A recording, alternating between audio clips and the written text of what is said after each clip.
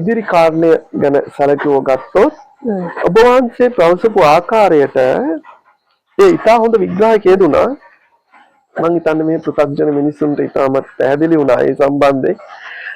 එතකොට දේවතාවුන් වහන්සේ අපි ඔබ වහන්සේ කියූ ආකාරයට මේ නිවෙස් තුල වාස්තු දෝෂ පවතිනවා. එසේත් නැමතිනම් මේ වාස්තු සහ මේ අමනුෂ්‍ය බලපෑම් අතර සම්බන්ධයක් තිබේද කියන ප්‍රශ්නය. ඔව් පැහැදිලිවම සම්බන්ධයක් තියෙනවානේ. පැහැදිලිවම සම්බන්ධයක් තියෙනවා කියන්නේ වාස්තු කියන එකෙන් අදහස් කරන්නේ වාතයේ ගමන් කිරීම. එහෙමයි. ඒ කියන්නේ නිවසක් ඇතුළට නිවැරදිව වාතය ගමන් කිරීමේ ක්‍රමවේදය සකස් කිරීම තමයි වාස්තු විද්‍යාවෙන් කරන්නේ. එතකොට හරියට වාතාශ්‍රය නිවස ඇතුලේ පැවැත්වීම නැති වුණ ගමන් අදෘශ්‍යමාන අයට මේ නිවස ඇතුළට සම්බන්ධ වෙන්න පුළුවන් වෙනවා. මොකද ඒ අයගේ තියෙන ඉලක්කමයි මේ ඇතුලේ තියෙන ඉලක්කමයි එක වුණොත් ඒ අයට ඉතාම ඉක්මනින් ඇවිල්ලා එතන නතර වෙන්න පුළුවන්. ඉතින් ඒක වෙනස් කරන තමයි අපි අර දුම් අල්ලන්නේ. ඒකෙන් යම් කිසි රශ්මියක් එක්ක ඒ වායුවේ වෙනස්කමක් ඇති කරනවා. එතකොට ඒ වායුව තුල අර අදෘශ්‍යමාන තත්වයෙන් ඇති වෙන වායු ධාරාවට සැරිසරන්න බැරුව යනවා. ඒ නිසානේ අපි වගේ කෙම්පහම් කරන්නේ, දුම් අල්ලන්නේ වගේ දේවල් කරන්නේ. ඉතින් එතකොට ඒ වගේ තත්වයකදී මේ ගෙදර නිවැරදිව වාතය නිවස ඇතුළට ගමන් කිරීම පැහැදිලිව සිදු කර ගැනීම අවශ්‍යම එකක් කියලා ඔයාලට පැහැදිලිනේ. එහෙමයි. එතකොට මේ මුළු විශ්ව ධාරාව තුලම තියෙන වායුව මෙහෙම මේ පොළවට පතිත වෙනකොට ඒක මේ එහෙට මෙහෙට කරලා බෙදලා හරි විදියට සකස් කරලා එක තැනකට ගොනු කරගන්න එක තමයි ගියක් ඇතුලේ කරන්නේ. ඒකයි හරි හතරස් භූමියක ඒකයි හරි හතරස් භූමියක් හරි හතරස් නිවසක් හදලා ඒක ඇතුලේ ලෞකික ජීවිතයක් ගත කරන්න බෑ කියන්නේ මේ සමසත් හරි හතරස් ඒ කොටස ඇතුළට වායු ධාරාවන් ගමන් කරන ක්‍රමය වෙනස්. පැහැදිලිද? ඒ ක්‍රමය ලෞකිකත්වයේ ඉෂ්ට කරන ක්‍රමයක් නෙමෙයි. මිනිස්යාගේ තියෙන ගැඹුරින් පවතින ආධ්‍යාත්මික සිතුවිලි මතු කරන ක්‍රමයක් තමයි ඒ වායු ධාරාව තුල මේ සැලසුම් වෙන්නේ. ඒ නිසා අපි හරි හතර සේව ගන්න එපා කියන්නේ. එතකොට ත්‍රිකෝණ සහිතයි භූමි. ඒ වගේම කැඩුණු බිඳුණු මුළු වැඩි ප්‍රමාණයක් තියෙන භූමි. මේ වගේ ගත්තම මේ වායුවේ ඇතිවන වෙනස්කම් තුල මේ භූමි සීමාව ඇතුළත එකතු වෙන වායු ධාරාව නිවැරදි නැති වෙන නිසා තමයි අපි මේ වාස්තුව බලන්නේ. ඔබ වහන්සේලා පවසන්නේ භූමිය සම්බන්ධ කර ගැනීමේදී හා තෝරා ගැනීමේදී හරි හතරස් එකක් හොඳ නෑ කියලා. ඔව් සමානවම හතරස් භූමිය හොඳ නෑ. සමානම හතරස් හොඳයි දේවාල පන්සල් ආගමික සිද්ධාස්ථාන වලට සුබයි. ඍජුකෝණාශ්‍රාකාරක දිගපළ අසමානව ප්‍රශ්නයක් නෑ. සමාන දේවල් ප්‍රශ්නයක් නෑ. ඒ වගේ ඒ තව තියෙනවා. ඉතින් භූමි තෝරා ගැනීමේදී තව දේවල් තියෙනවා. එතකොට ඊට අමතරව මොකද්ද යන්නේ? එතකොට වාස්තු කියනෝනේ. ඒකයි අමනුෂ්‍ය බලපෑම අතර සම්බන්ධයක් තියෙනවා. දැන් මොහොතේ තවසුවා. සම්බන්ධයක් තියෙනවා. ඒක නිසායි අපි ඒක බලන්නේ. මොකද නැත්තම් අමනුෂ්‍ය නොයෙක් විදියට ඇවිල්ලා මේක ඇතුලේ ලොක් වෙන නිසා. එහෙමයි පැහැදිලි. මට අවසර මේක පරිවර්තනය කරන්න. හොඳයි. So the question which I asked in detail was, now there are some certain techniques that we going to use when we build up a house or selecting a particular land, like we do it's a vastu. So there is a connection between that vastu with this invisible land. So the people who are in invisible also have a direct link to this vastu by controlling the air. So when we are into a situation, let me describe it a different angle. Now if we are into a proper vastu and we build up a house on that, so we will be living on a good air condition. It's very clean airflow has been affected within your house. So then, if your air input and the air output ratio going to be balanced, if that balance is not there, then there is a mismatch on the air conditioning. So then that air conditioning will be result to uh, a room to magnetize these invisible people. So that's the reason basically that from in Asian culture we got used to use some smoke. It's kind of a we have coal and we have hot coal and we put some smoke uh, to be used during the evening time on most of the houses. The reason is with that smoke, it's a kind of a medicinal smoke or kind of a special mixture of a tree and flames and all, because to get this air cleaner, once the air is not being properly balanced, then there is a connection to the invisible end to make that affect to your house as well. දේවතාවුන් වහන්සේ මට තව දෙයක් අහන්න තිබුණා. දැන් ඔබ වහන්සේ පැවසු ආකාරයට කලින් අර ඉඩමක් මිලදී ගන්නකොට අපේ ගොඩාක් මිනිස්සු බලනවා මේ ඉඩමට බහිරව පූජාවක් තියන අවශ්‍යමද? බහිරව පූජාවක් නැතත් ප්‍රශ්නයක් නැද්ද කියන ගැටලුව. හැබැයි ඔබ වහන්සේකට පිළිතුරක් මට දුන්නා. මට ඒක කියන්න අවසර මේ අහන් ඉන්න අයට අපි කතා ඔබ වහන්සේ පැවසු ආකාරයට මම තේරුම් ගත්ත ආකාරයට අපි ගන්නා භූමිය බාරකාරත්වය තියෙන්නේ බහිරව උන්වහන්සේට. නම් අපි උන්වහන්සේත් එක්ක යම් කිසි කතිකාවකට ඇවිල්ලා උන්වහන්සේට යම් තුටු පඳුරක් පූජා කරලා අපිට මේකෙන් අවසරයක් ගත්තා නම් එය තමයි වඩාත්ම සුදුසු කියලායි ඔබ වහන්සේ පැවසුවේ. ඔව් දෘශ්‍යමානව නීති කටයුතු කරන මිනිසුත් එක්ක අදෘශ්‍යමාන තලෙනුත් අපි යම් කිසි අවසරයක් හිමි කර ගැනීමක් අත්පත් කර ගැනීමක් කරන්න ඕනේ. එහෙමයි. කිරීම අපේ කටයුතු වලට ගොඩාක් යහපතක් උදා වෙනවා. එහෙමයි. මම පරිවර්තනයක දෙන්නම් දේවතාවුන් වහන්සේ. So one more thing, another question that I asked was, when you try to build up to buy a land or a house or a property, so it is kind of an agreement between the seller and the buyer. That will happen from physical end. But there should be an agreement between the invisible land as well.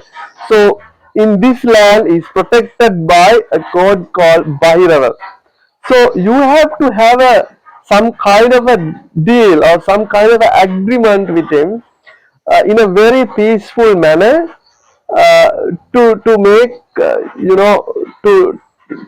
to make the ownership of your land. So that will be supported by someone else to make it happen on behalf of you, and probably the indication is you have to have that protection and that permission to be get from the buyer, which is to make a peaceful living. ඊට අමතරව දේවතාවුන් තව වහන්සේ විශේෂ දෙයක් කියන්න තියෙනවා. එහෙමයි. දැන් මිනිස්සු දරුවෝ මේ නිවෙස් ආරක්ෂා කරගන්න එක සම්බන්ධව හරියට මේ කරුණු කාරණාව දන්නේ නැහැ. එහෙමයි. දැන් සමහර භූමිවල තියෙනවා අමනුෂ්‍ය රොක් වෙලා ඉන්නවා. එහෙමයි. එතකොට ඒ අය සමහර ප්‍රබල ආත්මවල ඉන්නේ. එහෙමයි. එතකොට ඒ අය සතුටු වෙන්නේ නැහැ මේක අතහැරලා යන්න. එහෙමයි. එතකොට යම් කෙනෙක් ඇවිල්ලා දැන් නාරයන් දේවිකාරි සාකච්ඡා කරගන්නවා මට මේ ගෙදර ආරක්ෂා කරගන්න ඕනේ කොහොමද මේක කරගන්නේ කියලා මෙතනට ඇවිල්ලා සාකච්ඡා කරගන්නවා. සමහර අදෘශ්‍යමාන අයට මෙතන සාකච්ඡාව කරනකොටම එතනට පණිවිඩය යනවා. ඒ පණිවිඩය යනවත් එක්කම ඒ ඉන්න පිරිස එකතු වෙලා රොක් වෙලා මෙහෙම ගියොත් අපිට මෙතනින් යන්න වෙනවා. ඒ නිසා මේ ගමන නම් ආයි යන්න දෙන්න හොඳ නැහැ කියලා එතනින්ම නතර කරලා දාන්න සැලසුමක් ක්‍රියාත්මක වෙනවා. එතකොට මේක ඊටාම වැදගත් දෙයක්, ඊටාම විස්තර කළ යුතු දෙයක්. මේ යම් කිසි කාරණයක් සිද්ධ කරද්දී කාරණය කරන පුද්ගලයායි කාරණයට අවශ්‍යතාවයේ තියෙන කෙනයි අතර මනා සම්බන්ධතාවයක්, විශ්වාසනීයත්වයක්, ඉවසීමක්, උත්සාහයක් නැතුව නම් මෙවැනි දේවල් වලින් ලේසියෙන් ගැලවෙන්න බෑ. මොකද මේ භූත තත්ත්වයේ තුල ඉන්න පිරිස සමහර අය හරිම සූක්ෂම ක්‍රමවේද අනුගමනය කරනවා. සමහර අයට මුකුත් කරන්න බෑ. නමුත් ප්‍රබල ආත්ම තියන අයට පුළුවන් මෙතන සාකච්ඡාව කරාම ඒ ගෙදරට යන්න කලින් මේ සාකච්ඡාව මග නතර කරන්න. ඒ නිසා මම සමහර අයට කියනවා මෙතනින් කතා කරාට පස්සේ ආයි කිසිම වෙලාවක නිවසේ ඇතුළත නම් මේක සාකච්ඡා කරන්න එපා. එහෙම නිවසෙන් පිටතට ගිහිලා සාකච්ඡා කරනවා. හැබැයි එහෙම නිවසෙන් පිටතට ගිහිලා සාකච්ඡා කරත් සමහර අය ඊටාම සූක්ෂමව මේ අයගේ හිතවලට රිංගලා මේ කටයුත්ත කඩාකප්පල් කිරීමේ වැඩපිළිවෙලක් සිද්ධ කරනවා. හැබැයි මේ පැමිණෙන පිරිසට මේ පිළිබඳ අවබෝධයක් නැහැ. ඒ අය හිතනවා මේ මෙතන තියෙන බඩුවක් මෙතනින් ගෙනල්ලා තිබ්බා වගේ නැත්නම් කඩේකට ගිහින් බඩුවක් ගන්නවා වගේ මේ අදෘශ්‍යමාන තත්ත්වය එක්ක හැසිරෙන්න පුළුවන් කියලා. ඒ පිළිබඳ අවබෝධයක් නැති කිසිම කෙනෙක් එක්ක මේ රාජකාරී කරන්න එපා කියලා. ඒ කියන්නේ අපි නාරන්දට උපදෙස් දෙන්නේ මෙවැනි කටයුත්තක් කරන්න මත්තෙන් කෙසේ තමන් හැසිරිය යුතුද මේ தත්ත්වය අවබෝධ කරගන්න බැරි කෙනෙකුට ඒක අවබෝධ කර දීලා තමයි මේ කටයුතු සිද්ධ කරන්න ඕනේ. නැත්නම් මේ මුදල් කියන කාරණෙත් එක්ක අපි මේ මුදලක් දීලා තියෙනවා එහෙනම් අපිට මේක කරලා දෙන්න ඕනේ. එවැනි ගනුදෙනුවක් සිද්ධ කිරීමක් මේක කරන්න බෑ. සමහර අයට ඔය දරුව දන්නවද සමහර තැන්වලට මම ගිහින් තියෙනවා 4-5 වතාවක්. ඒත් කරන්න බෑ. ඒත් කරන්න බෑ මොකද එතන ඒ තරම්ම ව්‍යාකූලයි. ඒ කියන්නේ ඉන්න පිරිස තව තව ඊට උසස් අයවත් සම්බන්ධ කරගෙන අවසර අරගෙන ඉන්නේ. එතකොට අපි එතනට ගිහිල්ලා කතා කරනකොටම ඒ අයගේ බලය ඒ අය තර කරගෙන ඉන්නේ. එවැනි වෙලාවක අඩියක් පස්සට අරගෙන ඒකට සැලසුමක් නැවත සකස් කරගන්නවා හැරෙන්න ඒත් එක්ක සටන් කරන්න ගියොත් ගෙදර අයිතිකාරයත් ඉවරයි නාරෙන් දේවිත් ඉවරයි. මේ කාරණේ ඔබ වහන්සේලා ඔවුන්ට වඩා උසස් මනසින් සිටුවත් ඒක দমনය කිරීම පිණිස අඩියක් පස්සට ගන්නවා කියන්නේ සිද්ධ වෙනවනේ. මොකද අර පුතග්ජන මිනිසුන් නිසා. ඒ විතරක් නෙමෙයි.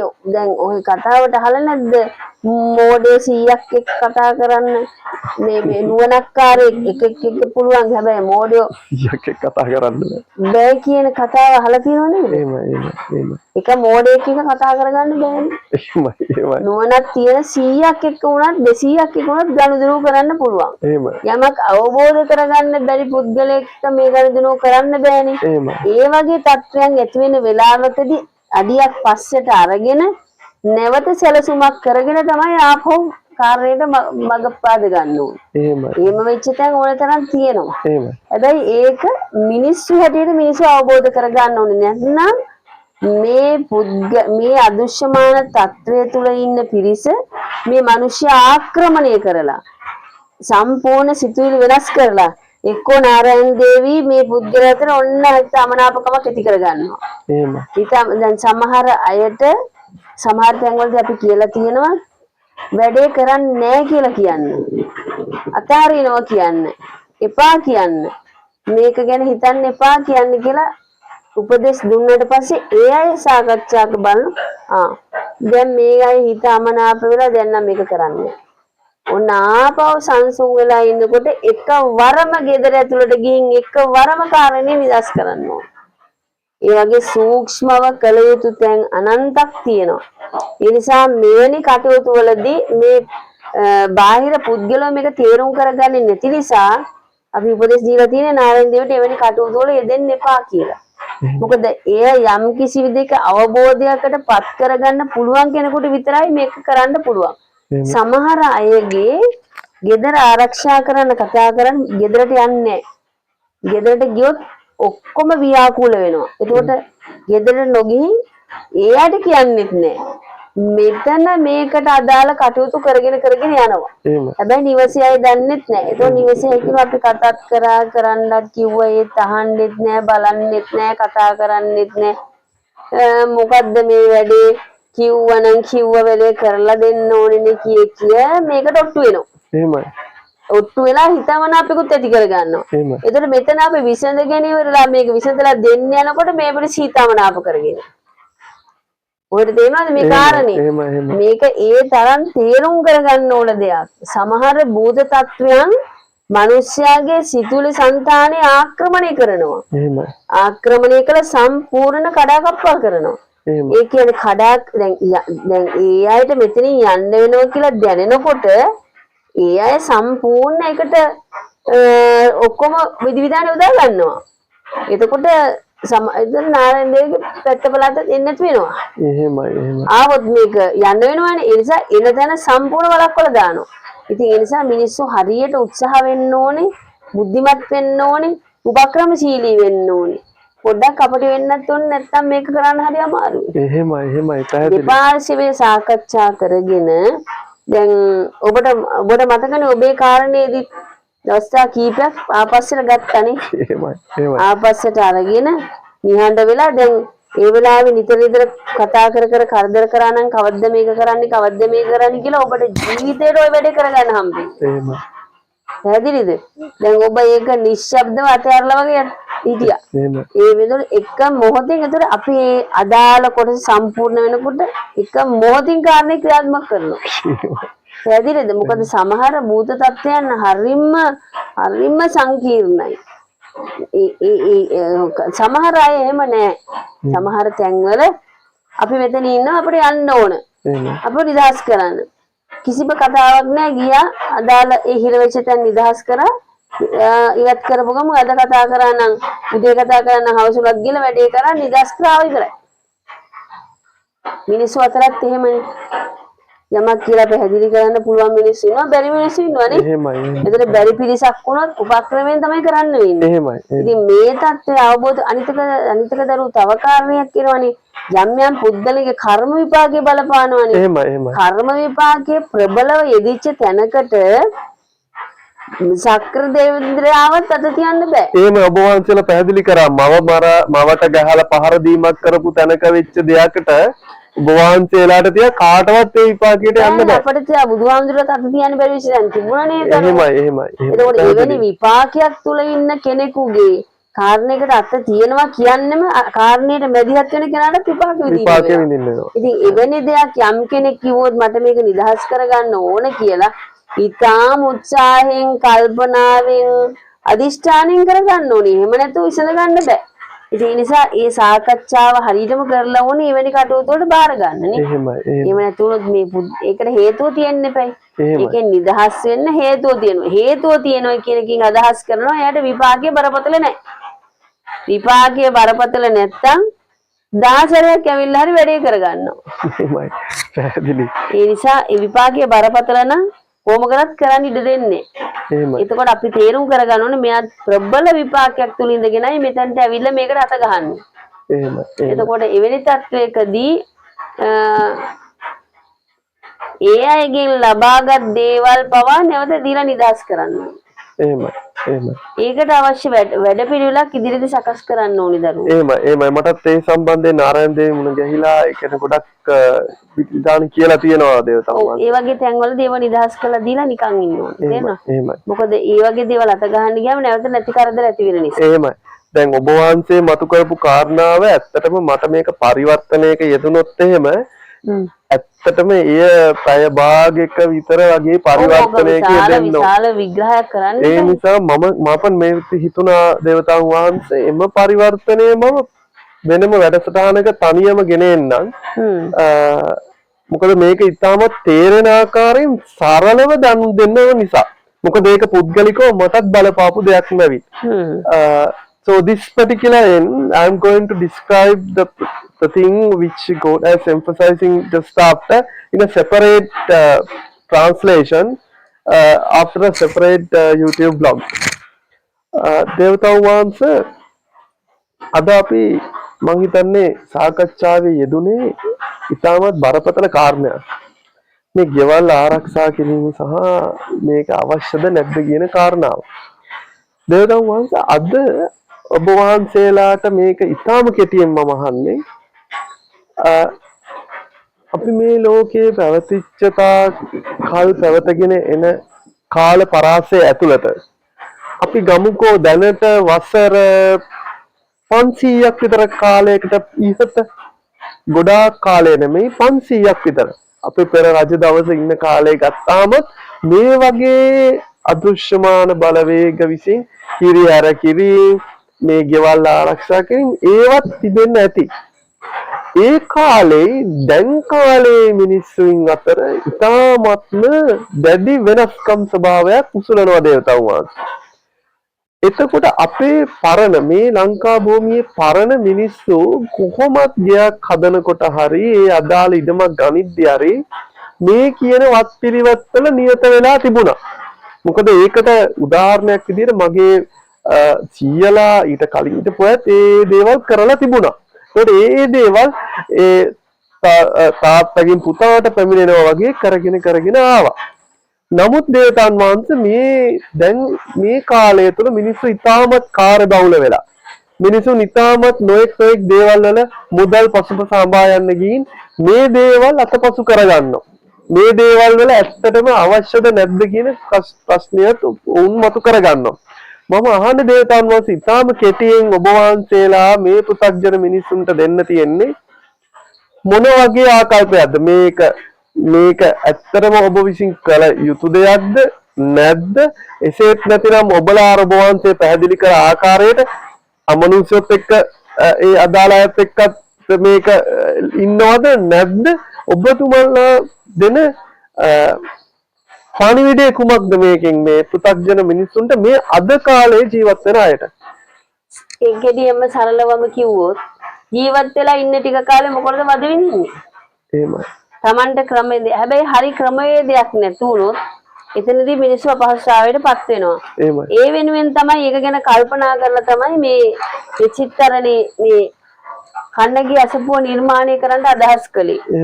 මෙවැනි තත්වයේ ඇතිවෙන ගැටලු වලට කෙසේ තම විසඳුම් කරගන්න හැකි වෙයිද කියන එක තමන් කොහොමද විසඳුම ලබා ගන්න කියන එක පිළිබඳව දැනුවත් කරන්න තමයි මේ වැඩසටහන අපි සූදානම් කරලා දෙන්න හදන්නේ. එතකොට මිනිස්සු පීඩාවටපත් වෙන්නේ නැහනේ. එතකොට ඒ විතරක් නෙමෙයි හැම කෙනෙක්ම තමන් ධර්මානුකූලව තමන්ගේ අදහන ආගම සිහිපත් කරලා ඒ වත්පිළිවෙත් යෙදෙනවා නම් තමන්ට සසරේ අකුසලයක් තිබුණත් ඒක ගෙවාගෙන මෙවැනි අදෘශ්‍යමාන භූත අමනුෂ්‍ය බලපෑම් වලින් බේරිලා ජීවත් වෙන්න පුළුවන්.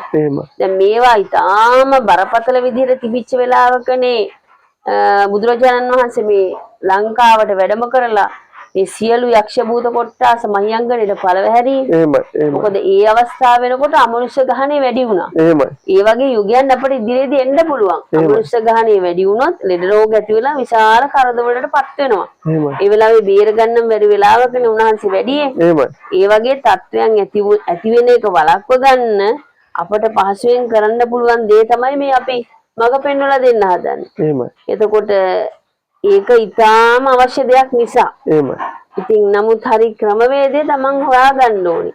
ඒකට ක්‍රමයේ මට ඊළඟ දවසක කතා කරන්න දරුවෝ ඒවට පැහැදිලි කරලා දෙන්න තමන් තනිව සුළු වශයෙන් තියෙන දේවල් තමන්ට නිදහස් කරගන්න පුළුවන් නේ. ඒ වගේ දේවල් නිදහස් කරගන්න අපි දෙන උපදෙස් ක්‍රියාත්මක කරොත් ඒ අනුව එයාට නිදහස් කරගන්න හැක් වෙයි. එහෙම බැරිම කෙනෙක් වුණොත් මේ ස්ථානේ දැන් සකස් කළාට පස්සේ එතනට ඇවිල්ලා නිදහස් කරගන්න හැක් වෙයි.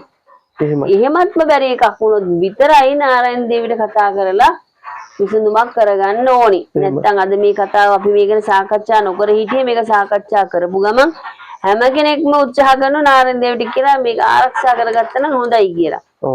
ඒක කරන්න නෙමෙයි මේ කියන්නේ. එහෙමයි මේ රටේ ඉන්න මහ ජනතාව හැම එකම නාරයන් දේවිට කියන්නේ ගොත් එහෙම නාරයන් දේවිට කරගන්න බැරුව යනවනේ. ඒ නිසා අපි පොදුවේ කරන්න පුළුවන් වැඩ පිළිවෙලක් දෙන්න කල්පනා කරනවා. නමුත් සමහර තැන් තියෙනවා ඇදුරු ශාස්ත්‍රයෙන්වත් විසඳ ගන්න බැරි තැන්. ඒ වගේ අවස්ථාවක් වුණොත් විතරයි නාරයන් දේවිට කතා කරන්න ඕනේ. සාමාන්‍ය සුළු දේවල් වලට කතා නොකර. එහෙමයි. අවසාන වශයෙන් දේවතාවුන් වහන්සේ මට අහන්න පුළුවන්ද මේ ගෙවල් ආරක්ෂා කරන්න ඇදුරන් විසින් නොයෙකුත් ක්‍රමවේද අනුගමනය කරනවා. එතෙන්ට යනවා, තොවිල් පවිල් කරනවා, කෑ ගහනවා, වලලනවා, දුම්වලනවා, ගොඩාක් දේවල් කරනවා. සහ අපිට ඇත්තටම එතෙන්ට යා යුතුයමද නැත්නම් අපිට මේ දුර සිට ඒක කර හැකිද? නෑ නිවසක් ආරක්ෂා කරනවා නම් ඒ නිවස තියෙන තැනට අනේක තමයි ඊටාම සාර්ථකම ක්‍රමය. එහෙමයි. එතකොට එවැනි බලිතවිල් භාවිතා කරලා කරන්න ඕන ප්‍රදේශයක් තියෙනවා. එහෙමයි. සමහර ප්‍රදේශවල අරක් අරගෙන ඉන්නේ යක්ෂ කොට්ටාස. එහෙමයි. එවැනි යක්ෂ කොට්ටාස සමහර අයට පිරිසූත්‍ර සජ්ජානාව සිද්ධ කරත් ඒ අයට ඒකෙන් පිටත් කරන්න බෑ. එහෙමයි. ඒ මොකද ඒ පිළිබඳ අර්ථයක් ධර්මයක් නොදන්න පිරිස. එහෙමයි. දැන් ඔබට ඇවිල්ලා මුස්ලිම් වරයෙක් හරි ඇවිල්ලා ඔබට ඒ භාෂාවෙන් මොනවා හරි වටිනා දෙයක් සූත්‍රය සජ්ජායනා කරන ඔබට තේරෙන්නේ නැහනේ. එහෙමයි. ඔබට දැන් බැන බැන කියනවා එහාට යන්න කියලා ඔබ මේ භාෂාව දන්නේ නැත්නම් ඔබ ඔතනම ඉන්නවනේ. එහෙමයි. ආන් ඒ වගේ තමයි මේ අමනුෂ්‍යයන් අතරත් ඒ හරි සංඥා මාත්‍රේ ක්‍රියාත්මක වුණේ නැත්නම් එයාට කරන්න දෙයක් නෑ. එහෙමයි. ඉතින් ඒ වගේ අවස්ථාවන් වල බලිතවිල් යంత్ర මන්ත්‍ර ක්‍රම තුල යම් මන්ත්‍රාක්ෂර තියෙනවා ඒගොල්ලන් සම්බන්ධ කරන්න පුළුවන්. ඒ නිසා තමයි ඔක සම්ප්‍රදායන කුල පැවතිලා ඇවිල්ලා තියෙන්නේ. එහෙමයි. එතකොට අනිත් එක මේ බලිතවිල් රටාව තුල ඒ ගන්න ගොක්කත්ත ගොක්කොලය ඒ වගේ නොයෙකුත් ඒ ස්වභාවික දේවල් සම්බන්ධ කරලා ගන්න දේවල් තුලිනොත් යම්කිසි ශක්තියක් ක්‍රියාත්මක වෙනවා. එහෙමයි. ඒ නිසා බලිතවිල් ශාන්ති කර්ම තුලත් අසත්‍යක්ම නෙමෙයි සත්‍යයක් තියෙනවා. හැබැයි ඒ සත්‍ය හරියට ක්‍රියාත්මක කරගන්න ඕනේ. ඒකයි කාරණේ තේරෙනවද? සත්‍ය හරියට ක්‍රියාත්මක කරන්නේ නැතුව වෙන ලාභ ප්‍රයෝජන තකා කටයුතු කිරීම නිසා එය ඊටා පීඩාකාරී ස්වභාවයක් කියලා මිනිසුන්ට වැටහිලා තියෙනවා. එහෙම නැත්නම් ඒ ක්‍රමවේද තුලිනුත් පුද්ගලයාගේ මානසික විරේකය සකස් කරන්න පුළුවන්. අදුෂ්‍යමාන යක්ෂ කොට්ටාස සතුටටපත් කරන්න පුළුවන්. ඒ තුලින් ඔවුන්ට නියමයක් දෙනවා මේ සන්තෝෂම අරගෙන පාඩුවේ යන්න කියලා. එහෙම ක්‍රමවේදක් තියෙනවා. ඒවට අපිට ගරහන්න නිඳා කරන්න බොරු කියලා කියන්න බෑ. ඒ ක්‍රමවේදයේ තුල නිදහස් කරගත්ත තැන් තියෙනවා. එහෙමයි. එහෙනම් අදට ඇති නේද? මම මේකේ පරිවර්තනය කියදෙන්නම්. මොකද ඔබ වහන්සේ මේ කියපු කාරණාව ඇත්තටම මට දීර්ඝ වශයෙන් පරිවර්තනය කරන්න වෙනවා. මම ඔබ වහන්සේ මේව තියාගන්න කැමති නැහැ. මොකද ඔබ වහන්සේගේ කාලයක් ගත වෙන නිසා. I am going to input the detailed version of the content in English in a separate program. Thank you for joining. හොඳයි එහෙනම් හැමෝටම තෙරුවන් සරණයි. නිදුක් භාවයේ නිරෝගී භාවයේ සුවපත් භාවයේ මුදා වේවා.